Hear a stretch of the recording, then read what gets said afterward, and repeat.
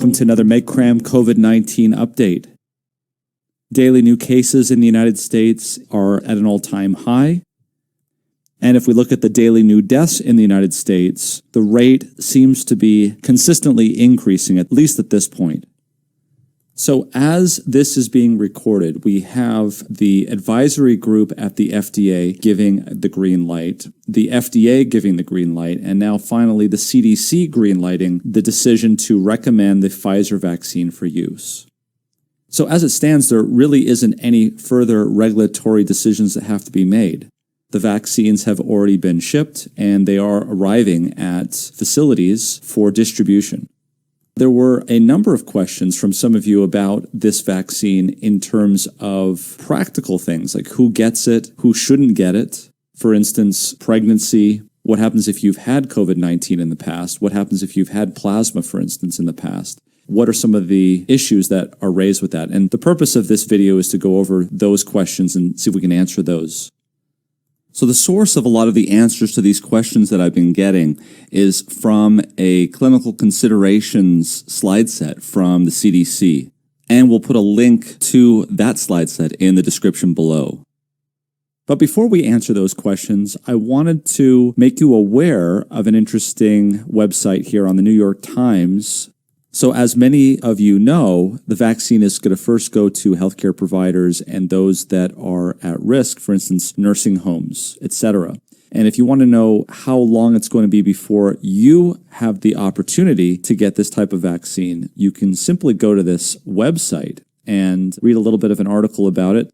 You can put in your age, what county you live in, and if you're one of these professions, like I've done here, or whether or not you have these COVID-related health risks, and simply submit it. And what they'll do is they'll tell you a little bit of information based on the information you've given it, and they'll show you here at the front of the line who gets the first vaccine, and then where you might be in line based on the answers that you've submitted. But the final say is actually with the state governments. There is some variability, and this New York Times article actually takes that into consideration when you plug in which county you live in. And of course, we'll put a link in the description below. So this is a 2-injection vaccination. After the first shot is given, you have 17 to 21 days to get the second shot. If you happen to go past 21 days, you need to get the second injection as soon as possible. In that situation, you do not need to repeat the first dose, you just get the second shot. And remember that we really don't know how effective this vaccine is with just one shot, so you really do need to get the second shot.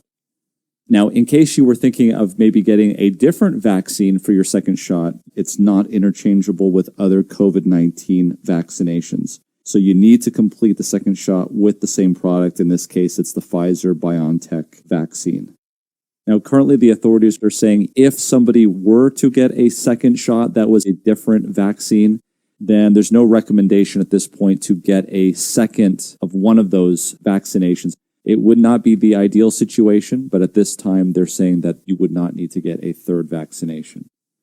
Okay, what about if somebody has a previous infection with COVID-19? So what currently they're saying is, regardless of whether or not you've had a previous infection, whether or not you had severe COVID or even asymptomatic COVID, but you found out later that you were positive, they're still recommending that you get the vaccination. You do not need to get a COVID-19 test, either a PCR or an antigen test, and you do not need to get antibody tests to see whether or not you can get the vaccine. Okay, well, what happens if you have a current infection? If you have a current infection with COVID-19, you should not get the vaccination. You should wait at least 14 days after the infection and you're done with isolation before considering getting the vaccination. Now, as a caveat, current evidence is suggesting that reinfection, while it can happen, is not common within 90 days after the initial infection. So, if you wanted to defer vaccination until the end of the 90-day period after your first infection, you could do that if you so desired. Okay, well, what happens if you got previous antibody or plasma therapy from a previous infection? Well, we actually don't know. we don't have any data on this vaccine in people who have received antibody, monoclonal antibody, or plasma treatment for COVID-19 in the past. And so it's potentially advisable to wait again 90 days after you received any kind of plasma or antibody therapy to make sure that those antibodies are out of the system before getting the vaccination. Okay, what happens if you have underlying medical conditions? So long as you don't have any contraindications to the vaccination like allergies, etc., there seems to be similar safety and efficacy in the phase 2 and 3 trials in the Pfizer-BioNTech vaccine for people with underlying medical conditions. So that's a go. And by the way, these medical conditions also include immunocompromised patients. Those are patients with HIV or other immunocompromised medical conditions. But also remember that patients with those kind of conditions, with HIV or immunocompromised conditions, should be counseled that there's no real available data to establish the safety or efficacy of the vaccine in these groups. But they're not excluding them at this point. All right, what about pregnancy? A couple things that you need to know. First of all, we have no data on safety or efficacy in pregnancy. But you should know that studies are ongoing. It looks as though we will have some data because there were some people in the vaccine arm of the trial that did get pregnant, so that data should be forthcoming shortly. You should know that generally speaking, we don't like to give live vaccines in pregnancy. And the good news is that this Pfizer-BioNTech vaccine is not a live virus. Messenger RNA vaccines are broken down quickly in the cells, and they do not enter the nucleus of the cell. They do not change your DNA. On the flip side, you should know that we are finding out that patients who are pregnant seem to have a worse course of COVID. And there has been noted in research increased risk of adverse pregnancy outcomes like preterm birth. Currently, what they're recommending is that if a woman who is pregnant is part of a group that is recommended to be vaccinated as the timeline goes on, that it is okay if a pregnant woman is part of that group, she can be vaccinated if she so chooses. What they're recommending is that there be a discussion with the pregnant woman in terms of recommendation to make an informed decision of the risk of contracting COVID-19 during pregnancy versus efficacy and side effects of the vaccine.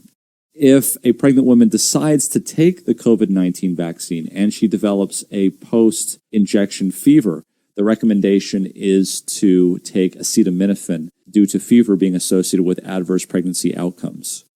And currently they're recommending against routine testing for pregnancy in childbearing age women before giving a COVID-19 vaccine. What about if you're breastfeeding? There is no safety data with COVID-19 vaccine or effect of mRNA vaccines on the breastfed infant or on milk production. Again, this is an mRNA vaccine and not thought to be a risk factor for the breastfeeding infant. And what they're currently recommending is if a lactating woman is part of a group, like a healthcare worker that has been recommended to receive the COVID-19 vaccine, she may be vaccinated if she so chooses. So if you do get the vaccine and it's a week after your second shot, do you still wear masks and do social distancing and wash your hands? Hopefully you're still washing your hands. The answer is yes. You still need to do that until we reach herd immunity, or until we have data that shows that this Pfizer-BioNTech vaccine actually can stop transmission. My understanding is that they're going to be looking at blood samples in the study, and we should have some data next month or in February about whether or not this vaccine is able to stop transmission. Currently, at this point, all we know is that this vaccine is very effective at preventing COVID-19 disease, and it's about 95% able to do that. There's no vaccine that's 100% effective. Remember that something that's very common is post-vaccine side effects that are expected. So that would be like pain at the injection site, or you might have within the next 24 hours fevers or chills or muscle aches. That's to be expected because it is stimulating your immune system to have an immune response against the vaccine. So another term for this is reactogenicity. It's basically telling you that your body is doing what it needs to do. It's creating an immune response. And if you get that on the first shot, expect to get that on the second shot as well. It may even be more intense on the second shot. You should also know that medications for reducing fever or for analgesia is okay to take in these post-vaccination symptoms. Medications like Tylenol or NSAIDs.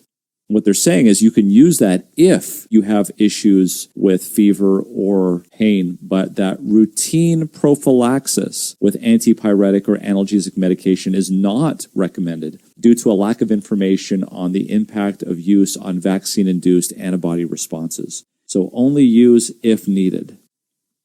Now, what about the flu shot? Obviously, we're during the flu season. And so what are the recommendations in terms of giving the COVID-19 vaccine with the flu shot? And what they're saying is that the COVID-19 vaccine should be administered with a minimum interval of 14 days, either before or after administration with any other vaccine, and that includes the flu shot. So you really shouldn't have it so that either the first shot or the second shot of the Pfizer-BioNTech COVID-19 vaccine within 14 days of the flu shot.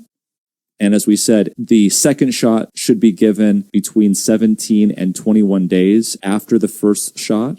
If it's more than 3 weeks, it's okay. It's not ideal. It will still be considered a complete vaccination schedule.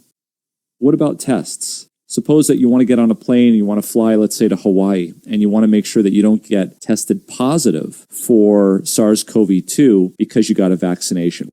The good news is the Pfizer-BioNTech COVID-19 vaccine will not affect the results of a SARS-CoV-2 nucleic acid amplification test, otherwise known as a PCR test, or antigen test. So that's good news.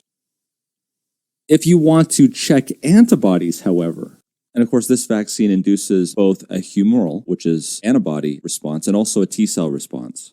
Remember that the Pfizer-BioNTech vaccine mRNA codes for the spike protein. And so if the antibody that you're testing for is against the spike protein and it's positive after the vaccination, you won't be able to tell whether or not that positive antibody was a result of vaccination or a previous infection with COVID-19. Now, because the mRNA vaccine codes for the spike protein, that's the vaccination, that if you make an antibody against the nucleocapsid protein, since the Pfizer-BioNTech vaccine mRNA does not code for the nucleocapsid protein, which is another portion of the virus, and if you are positive for that, then you can say it's not from the vaccination, but you actually had an infection with COVID-19 virus SARS-CoV-2. So in other words, after you get the vaccination, it's going to be important to let people know that you have been vaccinated and that if they want to check to see whether or not you've actually been infected with the virus itself, they should be checking the nucleocapsid protein antibody. Now, if you receive the Pfizer-BioNTech vaccine and there's an adverse event, make sure you tell the administering organization that there has been an adverse event, and they will report it to the vaccine adverse event reporting system so that Pfizer will know that something has happened and they can investigate. That answers a lot of the questions that I have been receiving regarding this Pfizer